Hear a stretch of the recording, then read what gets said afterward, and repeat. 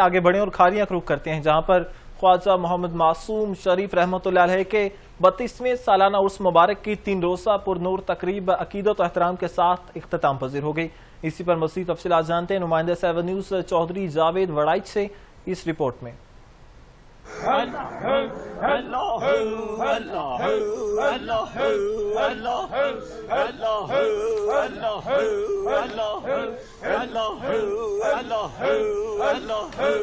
صوفی بزرگ حضرت خواجہ محمد معصوم موری شریف رحمۃ اللہ علیہ کے 32ویں سالانہ عرس مبارک کی 3 روزہ پر نور تقریب عقیدت و احترام کے ساتھ اختتام پذیر ہو گئی۔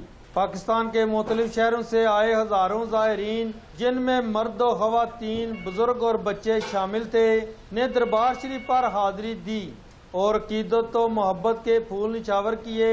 عرس کے موقع پر دربار شریف کو خوبصورت روشنیوں سے سجایا گیا، ہر جانب چراغاں اور روحانی فضا کا راج رہا۔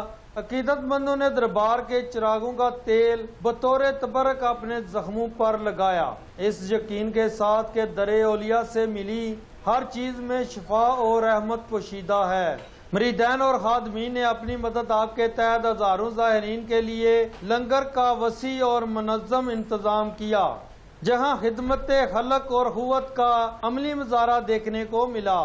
دربار شریف کے سین میں ہر سمت محبت، عقیدت اور روحانیت کی خوشبو رچی بسی رہی۔ زائرین کے لیے خصوصی میسج یہی ہے کہ دوستو، اپنے شیخ کا دیا ہوا سبق یہ ہے کہ تم اخوت اور بھائی چارہ پیدا کرو۔ ہمارے شیخ نے عیسائی، ہندو، سکھ، اہل تشیع، وہابی مذہب کے سب لوگوں کو اپنے ساتھ بیٹھ کر ہمیشہ لنگر خان بچھایا اور سب لوگوں کو لنگر پہ ساتھ بٹھا کر کھلایا اور اکٹھا ساتھ لے کر چلتے رہے۔